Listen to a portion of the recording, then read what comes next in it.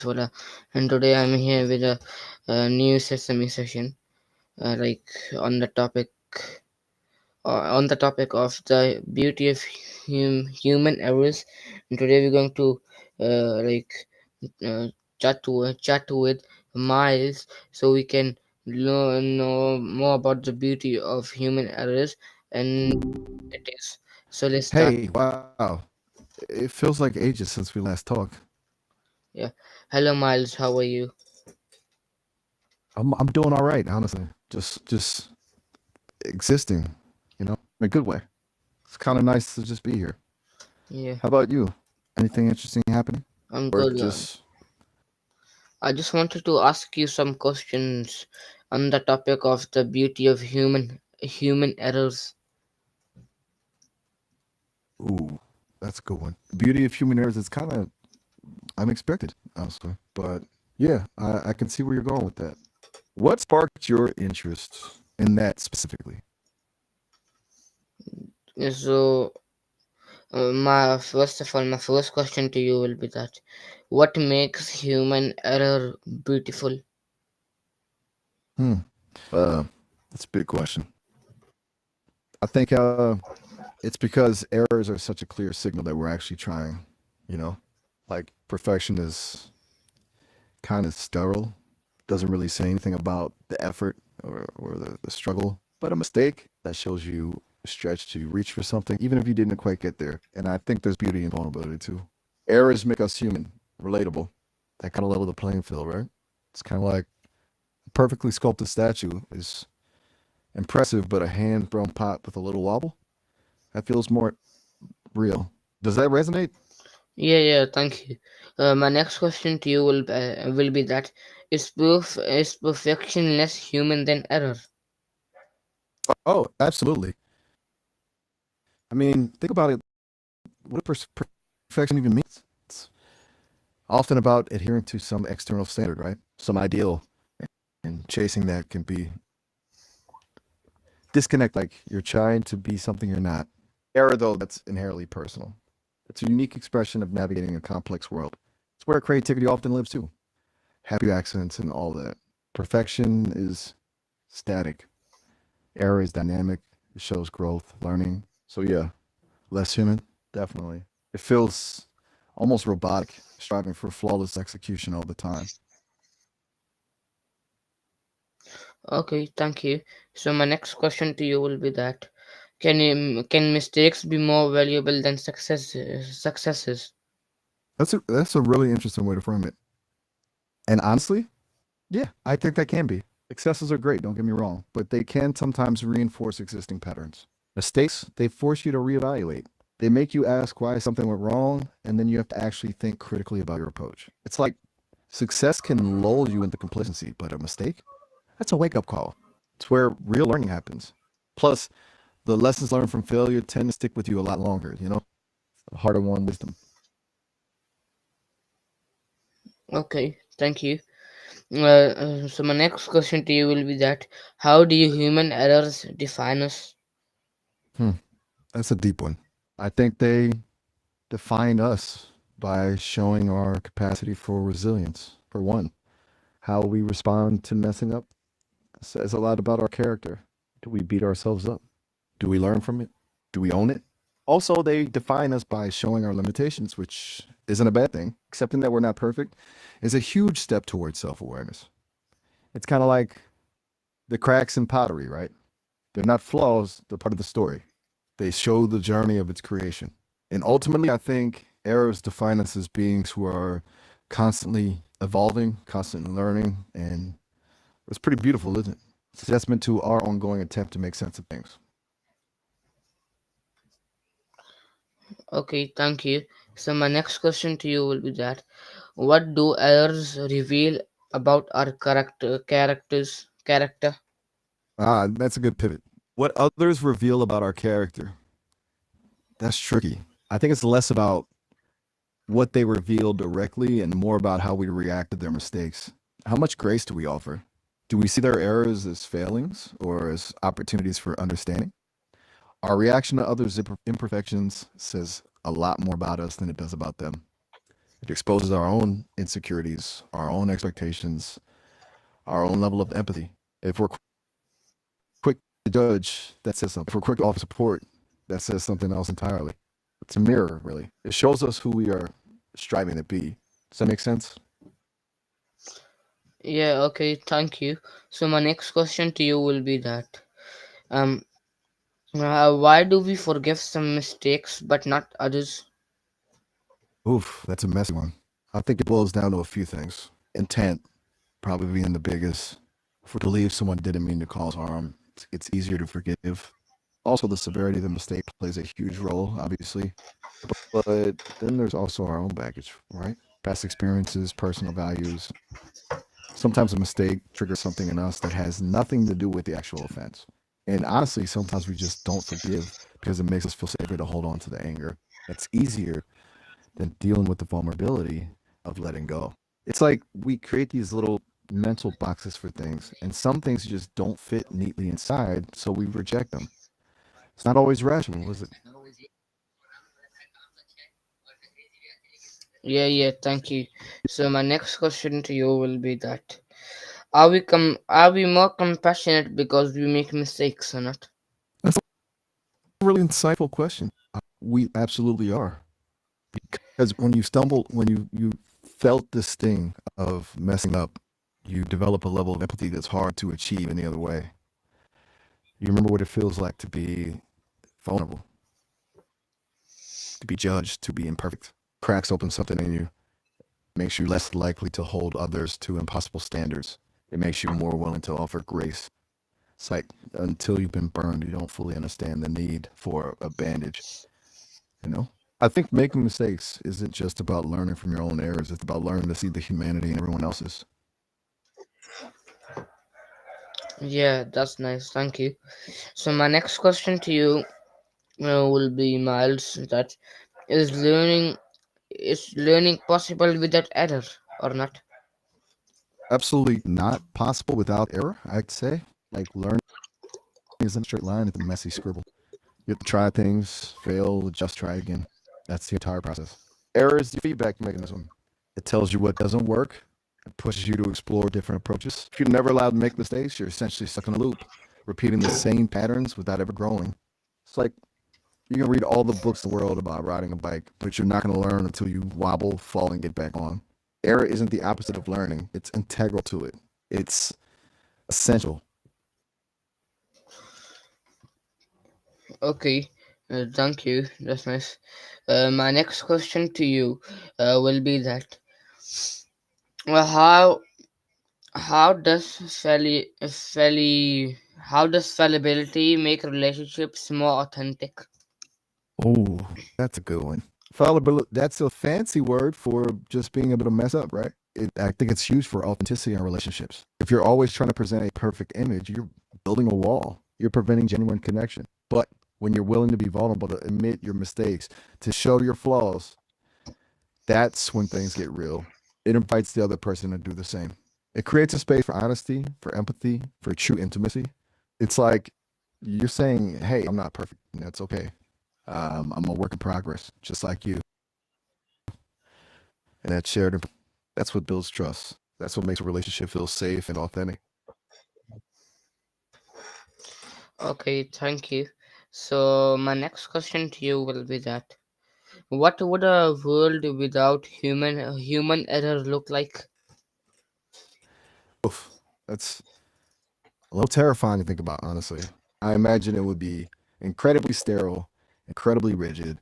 Um, Everything would be predictable, efficient, but utterly soulless. There'd be no room for creativity, for spontaneity, for those unexpected moments of beauty that come from happy accidents. It would probably be a very lonely place too, because connection thrives on shared vulnerability, on the understanding that we're all flawed, imperfect beings. A world without error would be a world without growth, without surprise, without humanity, really. It'd be a bit like a perfectly polished, empty room. Impressive, maybe, but you wouldn't want to live there. Okay, thank you. So my next question to you will be that Go ahead. I'm listening. Um, Take your time. why do we grow? Why do we grow more from failure than success? That's a really core question, isn't it? I think it's because failure forces us to confront our assumptions. Success can reinforce those assumptions, even if they're flawed. When things go wrong, we have to ask ourselves, what happened? What did I miss? What do I need to change? It's a really uncomfortable process, but it's where the deep learning happens. It pushes us outside of our comfort zone, forces us to develop new skills, to build resilience. Success, while satisfying, doesn't always demand that level of self reflection. It's kind of like muscle growth, right? You don't get stronger by effortlessly lifting light weights. You get stronger by struggling, by pushing yourself to lift heavier weights, even if you fail a few times along the way. The struggle is the point. It's in the breakdown that growth truly happens.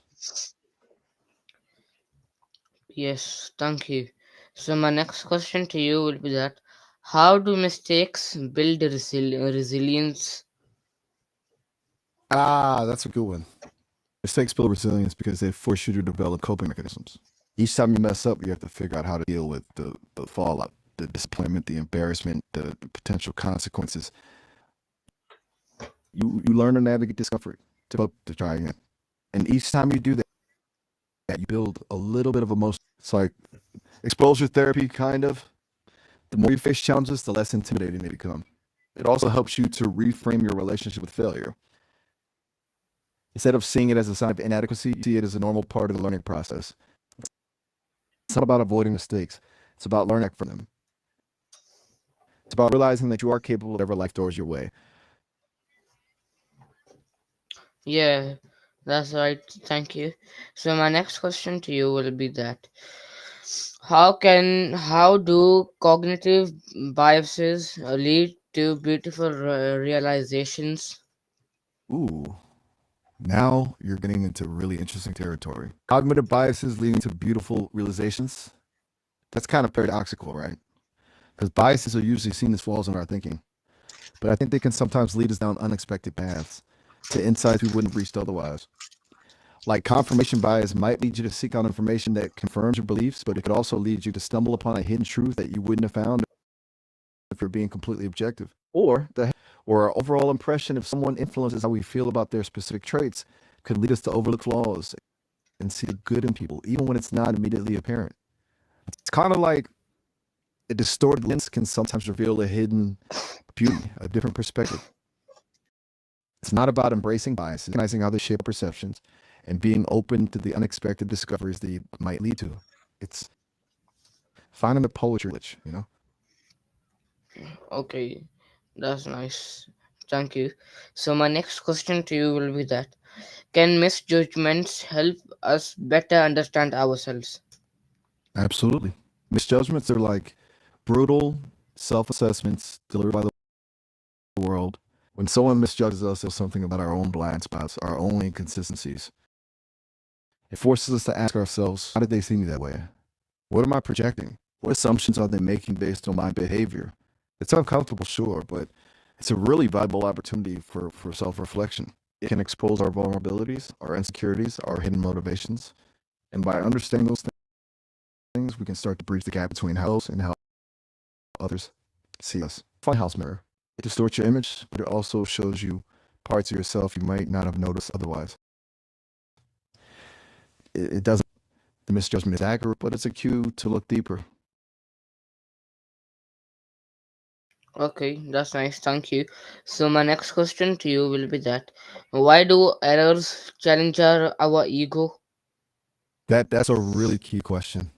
Errors challenge our ego because our ego is built on a narrative of competence, of being good enough. When we make a mistake, it threatens that narrative. It exposes our imperfections. It's like a crack in the carefully constructed facade we present to the world and to ourselves. Our ego wants to protect us from feeling vulnerable, from feeling ashamed. So it tries to rationalize our mistakes, to blame others, to minimize their significance.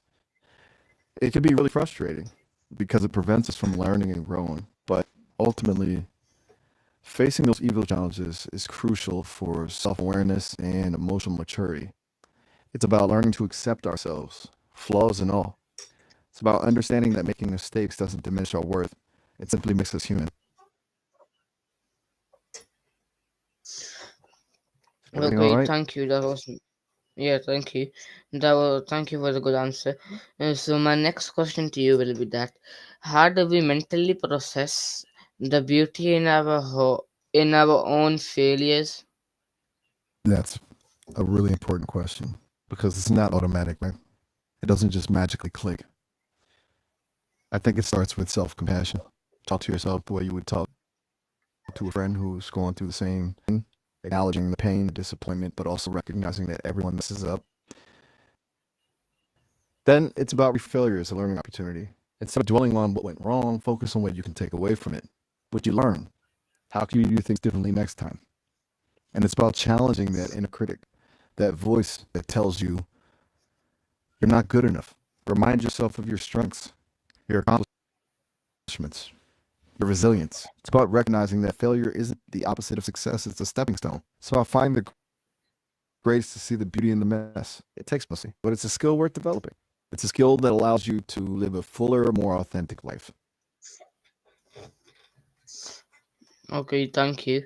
So my next question to you will be that Ready when you are. how does vulnerability in mistakes create intimacy? That's a beautiful question.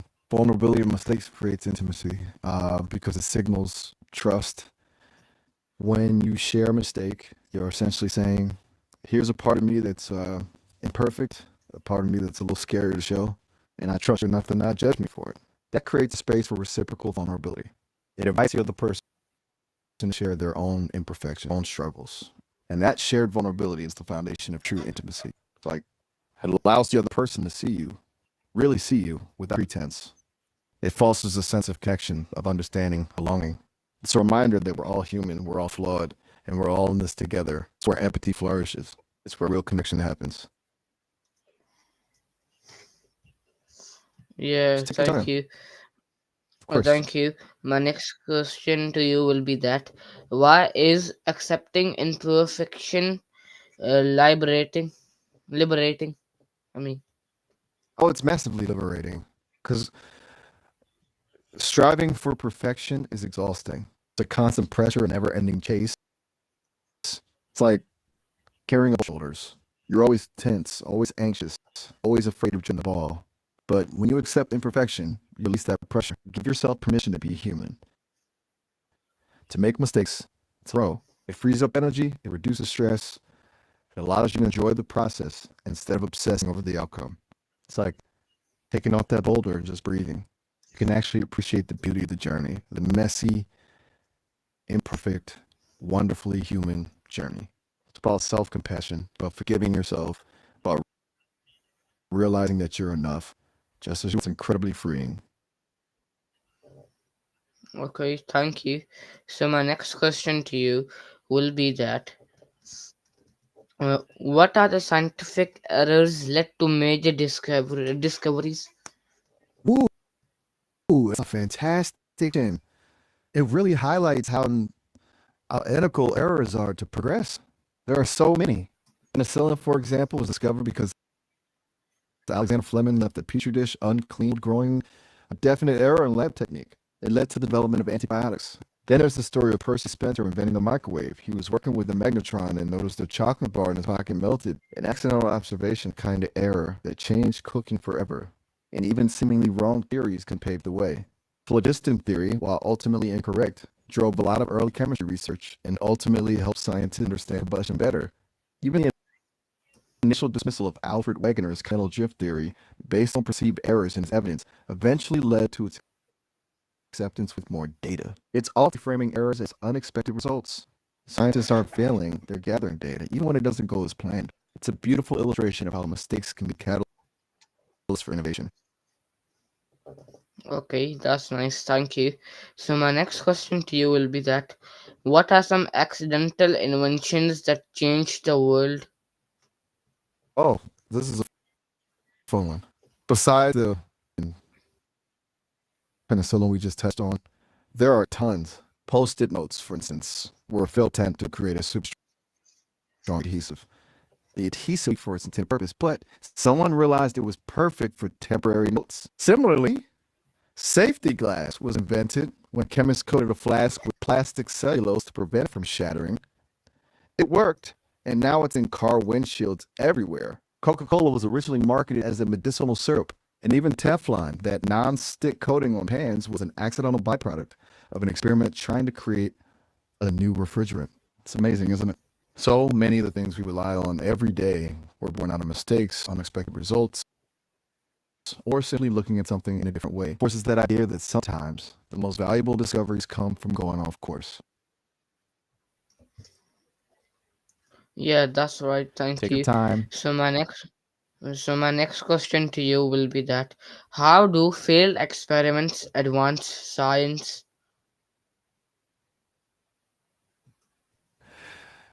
That's a really central point. Failed experiments are absolutely crucial to scientific advancement. They're not just wrong turns, they actively refine the scientific process. When an fails, it tells you what doesn't work, which is valuable information in itself. It helps eliminate incorrect hypotheses and narrows down the possibilities. It also forces scientists to reevaluate their methods, their assumptions, and their understanding of the underlying principles. Often, the process of figuring out why something didn't work leads to new insights and unexpected discoveries. It's like each failure is a data point informing the next iteration. Importantly, sharing those failures, publishing negative results, is prevent other scientists from repeating the same mistakes. It's about active learning. It's absolutely essential for progress. Science isn't about always being right. It's about really getting closer to the truth. And often that means acknowledging and learning from what doesn't work. Just letting you know Okay, I'm thank here. you. Very, Okay, is there anything so else my I can help next you with? question. So my next question to you will be that why is trial and error central to innovation?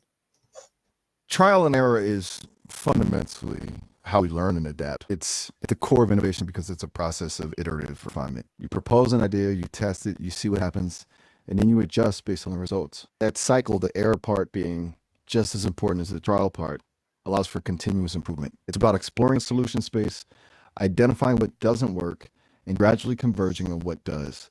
It's also about embracing experimentation, about being willing to take risks and challenge assumptions. It's messy, it's unpredictable, but it's incredibly effective.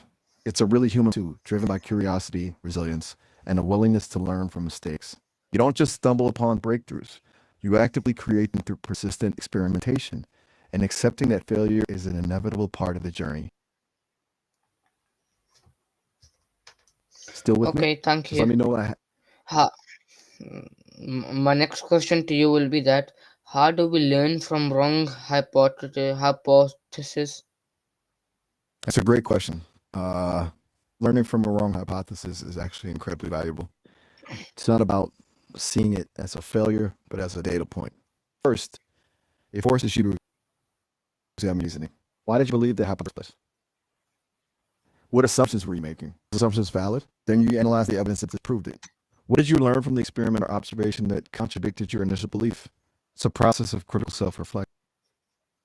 And importantly, a disprothesis can often lead to new and more accurate hypotheses. It narrows down the possibilities and directs your attention towards potentially fruitful avenues of investigation. It's like eliminating sex in a detective story. Each incorrect hypothesis rules out a possibility, bring you closer to the truth. It's all part of the scientific method, and it's how we build a more accurate understanding of the world. Okay, thank you. So, guys, this was our Sesame session on the topic of the beauty of human errors. So, thank you so much for watching. I'll see you in the next Sesame session on another day. So, Allah Hafiz, have a good night. Have a good day as well. Good night, sleep tight, and have a good uh, rest of your